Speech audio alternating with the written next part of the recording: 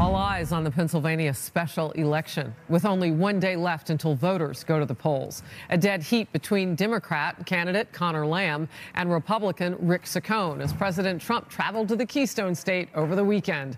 The president's son, Donald Trump Jr., will also campaign alongside Saccone. That'll happen today in just the next short little while. This is Outnumbered. I'm Harris Faulkner. Here today, Sandra Smith, host of Kennedy on Fox Business Kennedy. Also from FBN, anchor of the Intelligence Report, Trish Regan. Joining us in the center seat, Donald Trump's former campaign manager and senior advisor and spokesperson for America First Action, Corey Lewandowski, is outnumbered. Hello. Hey. How are you today? Fantastic. And yourself? One lucky guy today. Oh, see, now there you go. There you go. Happy Monday. It's great to be here. All right, let's get to the news. The special election I mentioned in a deep red district in western Pennsylvania is being viewed by some as a test of President Trump's influence on voters ahead of the midterm elections. The president won that district by nearly 20 points over Hillary Clinton in 2016. And he was back there Saturday night touting Republican candidate Rick Saccone while going after his Democrat competitor, Conor Lamb. Watch. I really feel strongly about Rick Saccone, and I know him. I feel strongly about him. He's an incredible guy. Conor Lamb, Lamb the Sham, right? Lamb the Sham.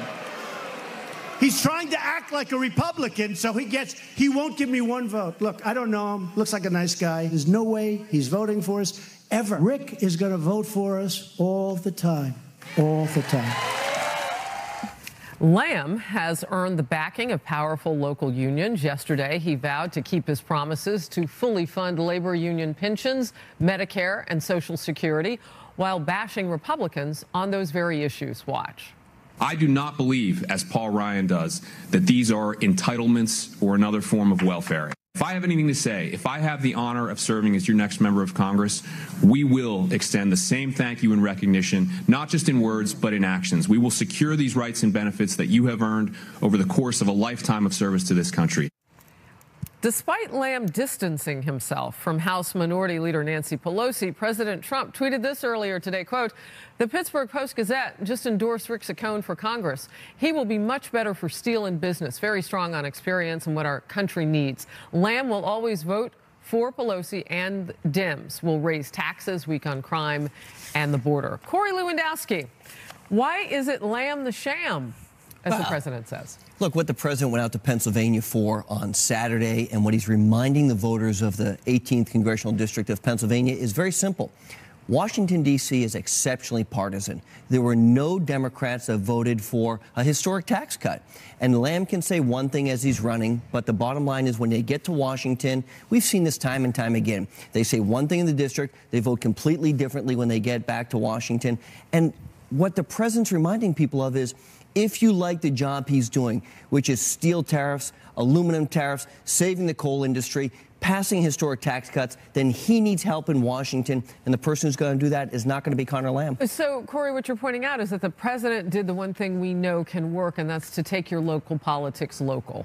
Well, that's exactly right. And look, the issues in this district are steel and coal and aluminum. And it's been a region. Look, this district actually has a larger number of registered Democrats than it does Republicans. But Donald Trump carried the district by 20 points over Hillary Clinton because he talked about the issues that they cared about the most. And quite frankly, the economy, right? I mean, this state, as we were discussing on this show last week, has got a higher unemployment rate than the average in the nation right now. That being said, what does the outcome of this election, Corey, mean for the midterms? Or tell us.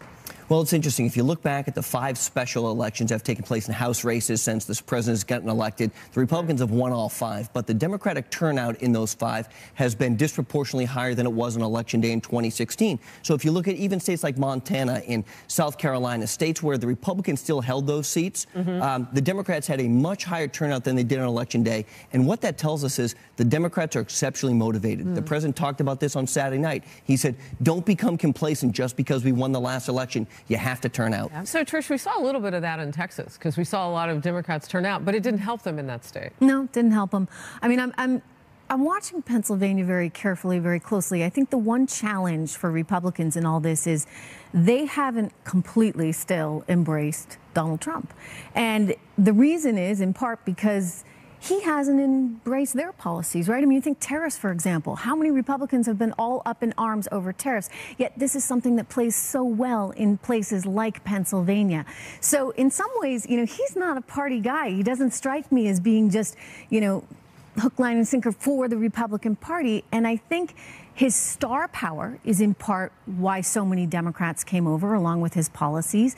But I don't know as it translates in every other state. I don't know, you know, I mean, let's face it, Rick Saccone is no Donald Trump. He doesn't have that charisma. So will he be able to generate enough of a response?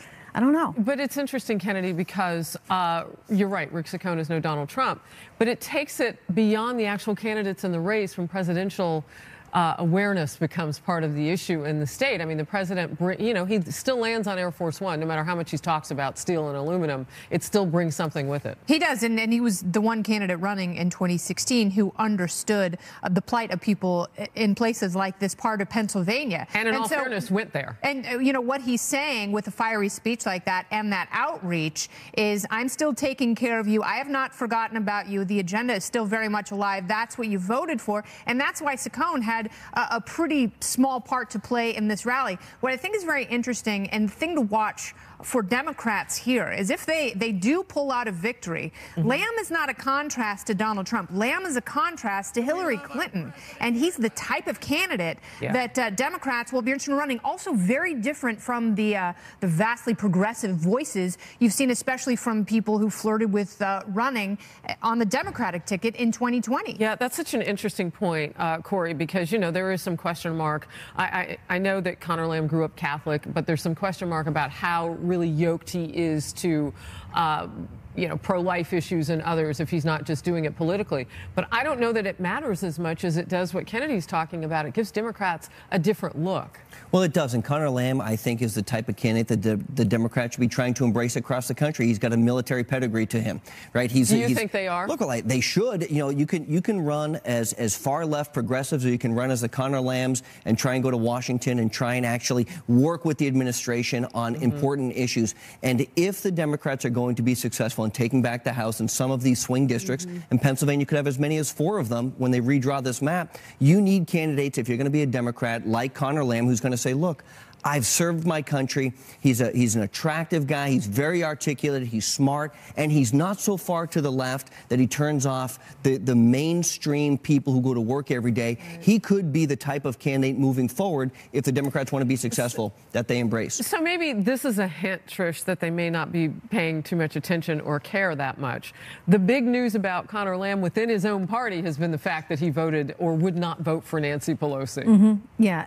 Nancy Pelosi, we've said over and over again, has become a modern-day Marie Antoinette. And the crumbs comment did her no favor. She's tried to back off from it, rightly so, because crumbs, like $1,000, are not crumbs. What a gift to Republicans, though, that phrase. That's what the president said, almost as good as deplorable. Exactly. I mean, but Conor Lamb, he needs to distance himself from that because, you know, Nancy Pelosi is not going to play in Pennsylvania.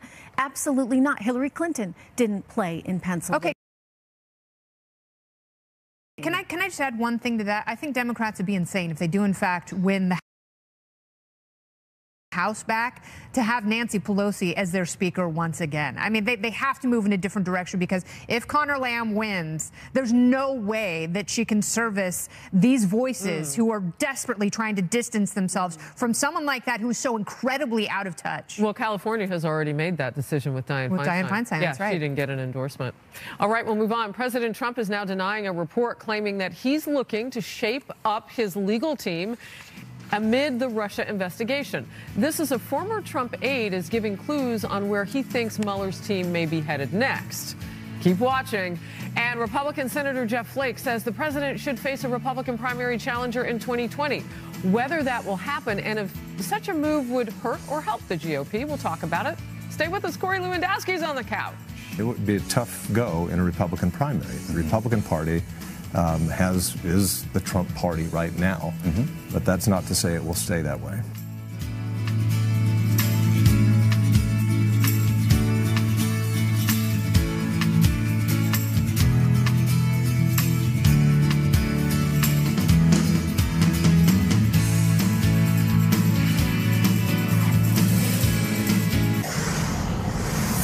Fox News Alert, new fallout over the Russia probe. President Trump now slamming a New York Times report, claiming that he is unhappy with his legal team and looking to add a veteran Washington lawyer amid apparent concerns that, as the Times put it, the investigation is unlikely to end anytime soon. But the president denying that, tweeting, quote, the failing New York Times purposely wrote a false story stating that I'm unhappy with my legal team on the Russia case and am going to add another lawyer to help out. Wrong. I am very happy with my lawyers, John Dowd, Ty Cobb, and Jay Sekulow. They are doing a great job and have shown conclusively that there was no collusion with Russia. Just excuse for losing. The only collusion was that done by the DNC, the Democrats, and crooked Hillary. The writer of the story, Maggie Haberman, a Hillary flunky, knows nothing about me and is not given access. Meantime, former Trump campaign aide Sam Nunberg, after earlier threatening to defy Mueller, now singing a different tune about the probe after his grand jury testimony. Nunberg telling ABC News, quote, no, I don't think it's a witch hunt. There's a lot there, and that's the sad truth. I don't believe it leads to the precedent. Nunberg says he never personally worked with anyone who was unethical, including his boss and mentor, former campaign aide Roger Stone, who has denied any wrongdoing. But Nunberg says he is, quote, very worried about Stone. Pardon my cold. It's a challenging day for me on this Monday morning. Corey, what do you make of all the latest developments here, and certainly seeing that this is not over? Well, I don't think the Mueller investigation is going to wrap up anytime soon, and I think what the president has said and what his team has said is they've been willing and able to cooperate on everything that the Mueller team has asked for. They've turned over emails, they've made people available. The Mueller team has investigated or sat down with 14, 15, 20 people that have worked either currently or have worked in the White House. So that shows a level of cooperation which is unprecedented. But I do think what has been clear from everybody was that there was no collusion here. And if Bob Mueller wants to find out, was there any collusion between the Trump campaign and Russia? There was none. That's been unequivocal. Now, if people lie to the Mueller investigators, they should be held accountable for that. And we've seen the individuals who have lied to them over a number of things are being held accountable for that. And that's perfectly fine. And I'm sure the president's okay with that. But you have to bring this to a conclusion, and that needs to be done soon to show that the president didn't do anything wrong. Is there any truth, though, that he's unhappy with his legal team? I think he's been very happy with his legal team. I haven't spoken to the president about it, but I think he's very happy so far. Okay, what about some of the people who have been so problematic from early on in the campaign, like Sam Nunberg? You know, it has been utterly bizarre watching him make the rounds, and I really feel that he was having a psychotic break, and CNN and MSNBC were taking advantage of that. And I thought in a lot of ways it was almost pornographic. It was very disturbing to watch, but Nunberg won't stop. And he keeps saying there is a there. And the president's inner circle has committed some sort of political atrocity. What is he referring to? Well, look, Sam Nunberg, I fired him on 2 separate occasions. He was fired 3 times ultimately by the Trump organization. I fired Sam finally for the last time in August of 2015, so shortly after the campaign had launched. Yeah. So Sam has no access to information of anything that took place other than what's been out in the public mindset. But that being said, look, there is no there. I sat there with candidate Trump from before he ever came down that escalator all the way through June of 2016, and we never met with Russians. We never spoke to Russians. We never interacted with Russians. There was no collusion. And what I've said was, if anybody tried to materially impact the outcome of this election, they should go to jail for the rest of their lives. Yeah. That's what they should do. But what Sam is talking about, nobody knows, and I think it's a sad episode if you look at what took place with Sam Nunberg on television last week. I think it was last Monday and Tuesday. Clearly, there is some type of issue there that needs to be addressed, and I think that probably needs some professional. Why'd you fire him 3 times? Look, we fired him the last time because of the racist tweets that he had on his Facebook page that were that racist posts on his Facebook page. There was no place for that in the campaign. How do you keep coming back? Look, some of that predated me, I'll tell you. But Sam clearly has some issues that he needs to address from what he said. I thought he said was he was going to testify in front of the grand jury. But why did the campaign allow people like that and George Papadopoulos and Paul Manafort? I mean, these are clearly compromised individuals. How did they get through that process? Well, to be fair, there wasn't a deep vetting process during the campaign, and it wasn't that a whole bunch of people at the onset of the campaign were looking to join us. Sam was there prior to me coming onto the campaign. I spent some time with Sam, realized he wasn't the right type of person that we want to have in the campaign. We fired him, he came back, we fired him again. It's kind of like a bad penny, just keeps showing up. And so, look, you know, I'll take some responsibility for it, but by August of 15, when we knew Donald Trump was in first place and was going to be the Republican nominee or on his path to that, we knew there was no place in the campaign. Meanwhile, Corey, you sat down for hours of questioning last week. How many, to be exact? 12 hours of that I'll never get back from my life. The second time. And we were told that you, after that meeting was over, that you wouldn't answer some questions because they were not relevant to the investigation. Well, here's what I said. And look, the congressmen who are doing this on the minority side are very dishonest guys. I sat there and said, I will sit here all day and answer every question you want. And I said, ask me a question about Russia. Ask me a question about collusion. Ask me about anything that has to do with my time on the campaign. Don't ask me what I had for breakfast yesterday, because it's not relevant. You can ask me if I had anything Russian for breakfast yesterday. I'll be happy to answer that question, which I didn't. But I sat there and answered a dozen hours of questioning, okay? Then they started asking me about things that took place 2 months after the election happened. I said, look, I don't have anything to do with this. It had nothing to do with the outcome of the election. If you're asking me what took place in January or February of 2017, I have no idea. They were useless questions. Can I ask one last question? Because I know you spent, I think, 8 hours the first time, 12 hours the second time. That's almost a complete day. Yet you hear Democrats talking about the fact that they may want to subpoena some people that they've already talked with. Is there any thought going forward? Because you said, you know, we don't know when the Mueller investigation is going to end, but we know it's not going to be immediate. I'm paraphrasing you from just a moment ago. Is there any reason why they would subpoena to bring you back that you know? Look, I don't think so. I think I've answered all of their questions. I volunteered on 2 separate occasions to go there and spend time in front of the committee to demonstrate there was no collusion, there was no cooperation, there was no coordination. I've been very clear. I could have done the whole interview in 30 seconds. No collusion, no cooperation, no coordination, no Russians, end of the interview. And here's what I had for breakfast. And that's it. And that's what I had for breakfast. I had a French toast, right? Which is French, not Russian, okay? I don't have Russian Freedom toast. Freedom toast. All right, Corey, thank you. President Trump reigniting his feud with the media over the weekend after appearing to make peace with the press just last week. Why some say his latest comments went too far. Plus, President Trump sounding upbeat about his invitation from North Korean dictator Kim Jong-un to meet face-to-face, but not everyone in the mainstream media feels the same way, whether the criticism is warranted or just plain partisan politics. I think they want to make peace. I think it's time. And I think we've shown great strength. I think that's also important.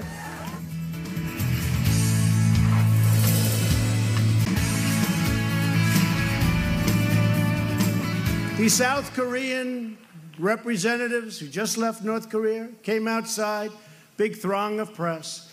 They announced that North Korea, Kim Jong-un, would like to meet with President Trump. We've been very strong and very vigilant, and now lots of good things I think are going to happen, but we'll see. I think they want to make peace. I think it's time. And I think we've shown great strength. I think that's also important. The president sounding optimistic about his invitation from North Korean dictator Kim Jong-un to meet in person. The when, the where, still to be determined, but the move would mark the first face-to-face encounter between leaders of the two nations in history. CIA Director Mike Pompeo says he's hopeful the talks can mark a breakthrough with North Korea. This administration came in, the president talked about it in his campaign, and put enormous pressure on the North Korean economy and on the North Korean leadership.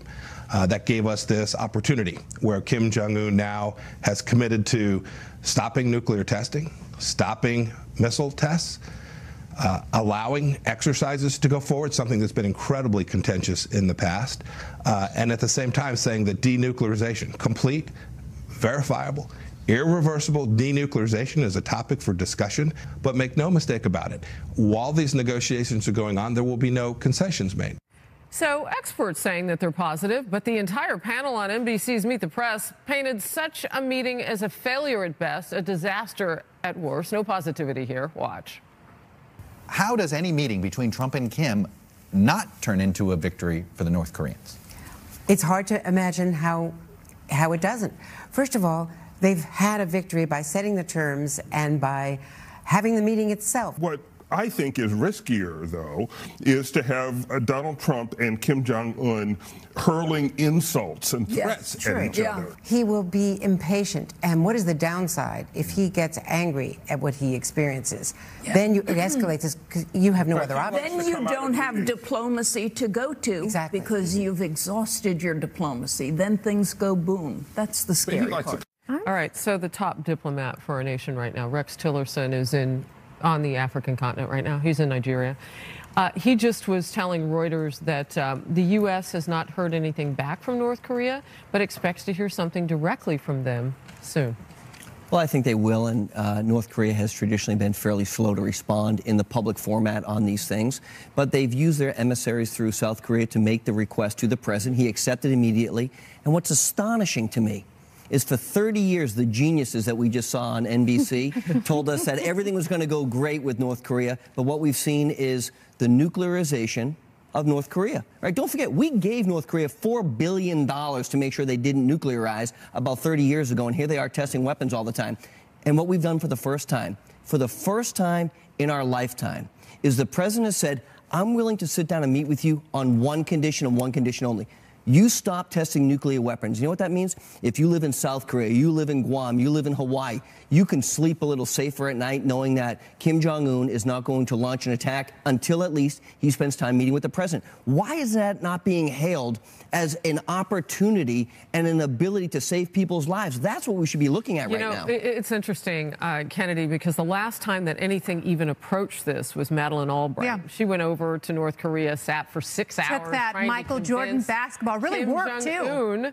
Jong-un's dad ill, some of these same things. And it was such a failure that it turned out to be an embarrassment for this country. So that was under the Clinton administration. So I can understand why maybe some of those people sitting around the table might not understand somebody with a different vision. That was 3 administrations ago. And what we've learned is you can't necessarily trust North Korea when they say they're coming to the table. And that's why the president has been using unpredictability in a way that, you know, I may not agree with him on tariffs. I may not agree with him on infrastructure and a number of other things. But here, I actually think he's created an advantage for the United States. And I think the unpredictability and the good cop, bad cop with Tillerson, I think it actually could work. And I think that people at NBC better hope that it works, and they better pray to God that we have peace on the Korean Peninsula, and this just might do it. Because you have a president, he is unorthodox, but he can get in a room and he can read people. And if he looks eye to eye with this leader and actually gets something done,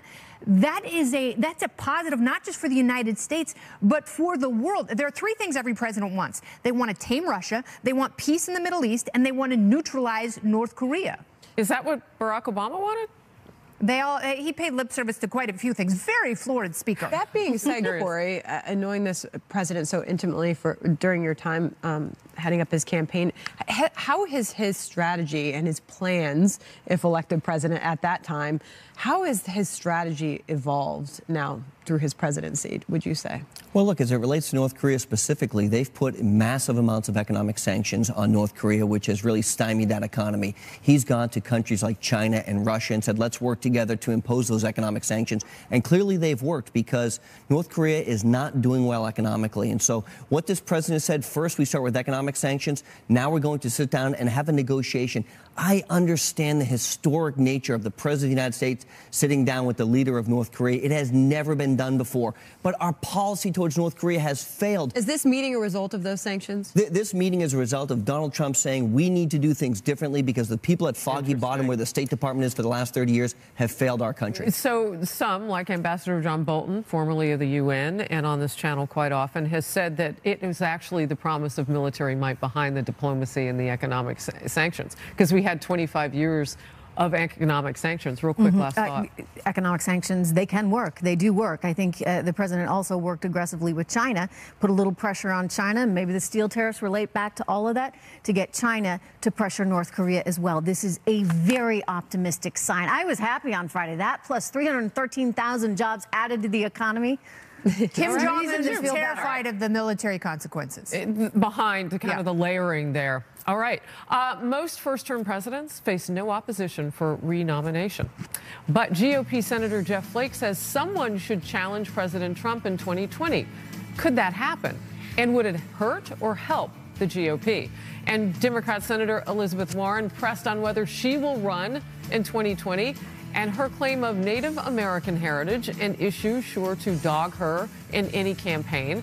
Ahead, her response to a point-blank question from our own John Roberts. Stay close. Would you be willing to take a DNA test to put this issue to rest?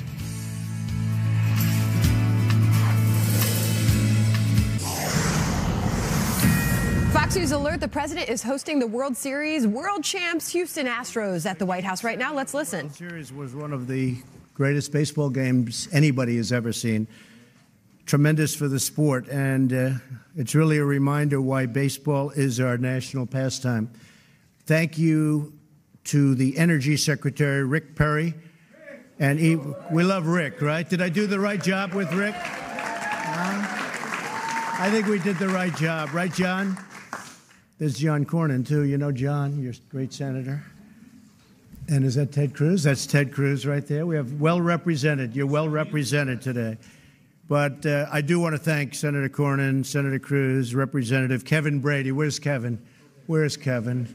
Kevin, are we going for an additional tax cut, I understand? He's the king of those tax cuts, yeah. We're going to do a phase 2. I'm hearing that. You hear that, John and Ted? Phase 2. We're actually very serious about that, Kevin. So it's good. But Kevin Brady is a spectacular person and did a really incredible job with the tax cuts. And to all of the members of the Texas congressional delegation, thank you very much. A delegation of great people. Thank you all for being here. It's a big delegation. You all show up for the Houston Astros, don't you, huh? That's great. To Jim Crane, General Manager Jeff Lunau, President Reed Ryan, Skipper A.J. Hinch, become very famous. A.J., you become very famous, I have to tell you. That was a great job of skippering. And to all of the players and staff, congratulations on your incredible victory. It was indeed. After the devastating Hurricane Harvey, incredible that with what you went through, that you're the champions with what you went through with Harvey. It's a really befitting tribute. What was really a show of world spirit and Houston strong. You were Houston strong. I also want to thank some of the heroes of Hurricane Harvey who join us today, including members of the incredible Cajun Navy. Right here, these guys.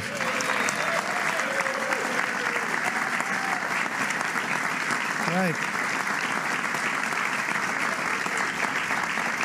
Right, John, thank you. John, you have John Bridgers, you have Ben Husser, Reverend Louis Husser. He said he was praying for me. That's good.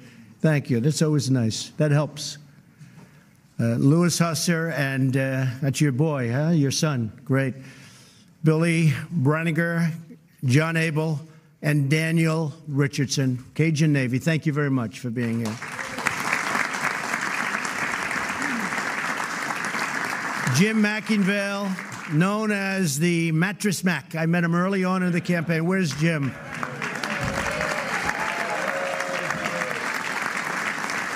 I met him early in the campaign. And I think you stayed with me, didn't you? Huh? You were right there, Jim. But I met him early. He liked me. I liked him. Mattress Mac, great job you've done. Going to sell a lot of mattresses after today. And he knows what he's doing, right? He knows what he's doing. Thank you very much, Jim, for being here. When Harvey struck, I will say this, Jim, Mattress Mac, opened the doors to his furniture store and provided food and shelter to hundreds and hundreds of people. And when the Astros made it to the World Series, he paid to send first responders of Hurricane Harvey to Game 6 in Los Angeles. And he's a real Texas guy, not just Houston, Texas, right?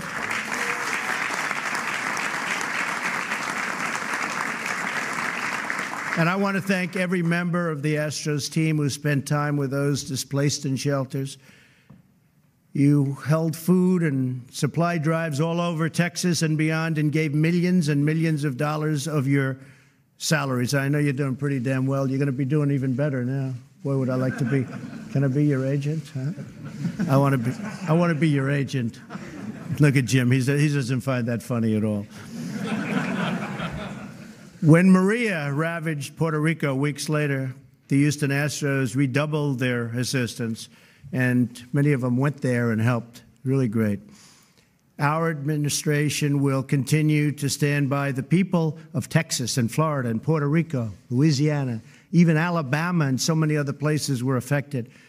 And we're standing by all of them. Texas was incredible, the way they recovered. You had a devastating hurricane. It kept going. I've never seen anything like it. It went in, and you thought it was gone, and it came out and got more water. In, out, 3 times.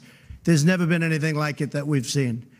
From the standpoint of water, not even close. There has never been anything so bad, and yet you recovered so incredibly well. I was there very shortly after, and some of the streets that were 6 feet high in water, you could hardly notice that they were affected. In one case, a man was actually cutting his lawn. I said, the lawn's pretty wet, isn't it?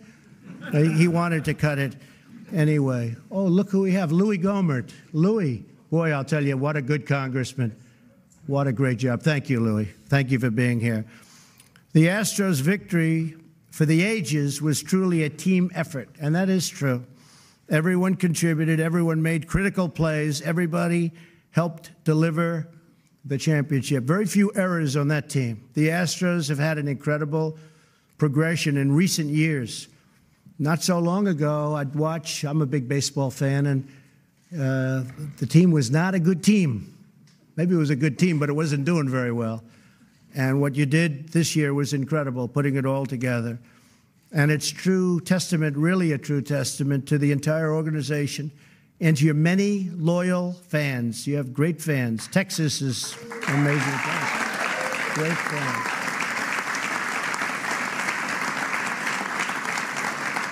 It's tough stuff. Winning the World Series required years of effort, faith in your vision, and an unwavering will to succeed.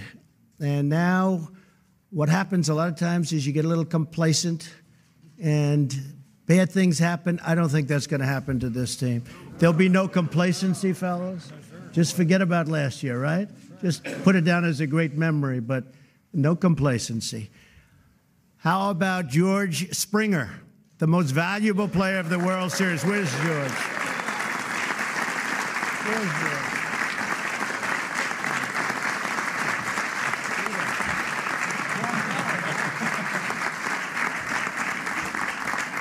So let's see, George hit 5 homers. That's a lot of homers. During the Fall Classic, only the 3rd player ever to do so in history. That's pretty great. Way to go, George. And who could forget the amazing Jose Altuve? Where's Jose?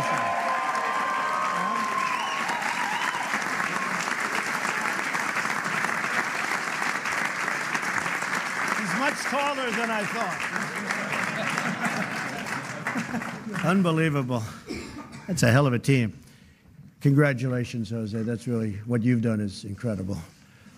The American League MVP is a true fan favorite. He led his team in hits and set a new career high with a .346 batting average. .346. Wow, that's good. You know, I sat next to Stan Musial about 10 years ago before he passed away. And he was doing the circuit. And I think he said he played for 22 years, and his batting average was .333. And I said, and he was never the happiest person after that because he figured he missed out. But I'll tell you, what a great guy. Stan the man, right? 22 years, .333 batting average, so that's good. But for this year, you beat him, right? That's great. That's good. Do it for another 22 years. He'll do it. Dallas Keuchel and Charlie Morton both won 14 games during the regular season, and they were tough. And Brad Peacock was very close behind. So, fellas, congratulations. Great job. Great job. Great job. Brad, great job. And, of course, the lights-out pitching of Justin Verlander.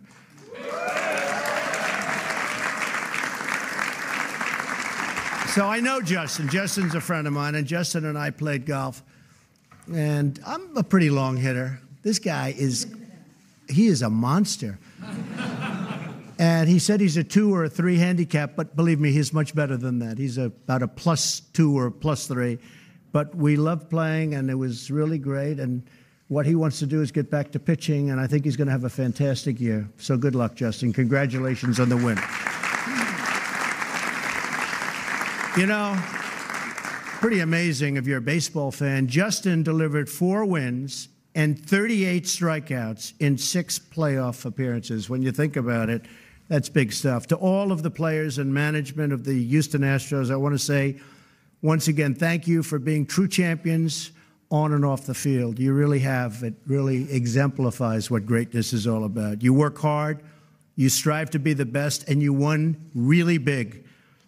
And it's a credit to the players here today, the Astros leadership, your millions of loyal fans in Houston and Texas and beyond Texas. You have a lot of fans beyond Texas. I have a guy, he's a New York guy. I don't think he's ever left the city, and he likes the Houston Astros. I said, how does that work? He likes the team. He likes what you represent. And the unbreakable spirit, you really do. It's an unbreakable spirit of the great state of Texas. So congratulations again. And with the opening day soon upon us, when is opening day? 2.5 weeks. 2.5 weeks? You nervous? No. Not even a little bit. I wouldn't be. Nobody nervous? Good. Good. Yeah, you want to be a little bit nervous maybe, right? But you're going to have a great year. They say the team is maybe even stronger, so that's pretty good. So with the opening day coming soon, I just wish everybody a really phenomenal season, a healthy season. You're going to go out there. You're going to do great. You're really expected to do very well. I see a lot of people are predicting you could do it again. And I say God bless you, God bless Texas, and God bless America. Thank you very much.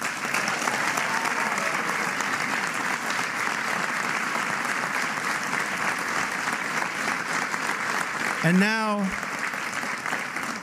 I'd like to invite my friend Jim Crane, the owner of the Houston Astros, up to say a few words. Terrific guy, terrific success, and what a job you've done. Congratulations, Jim.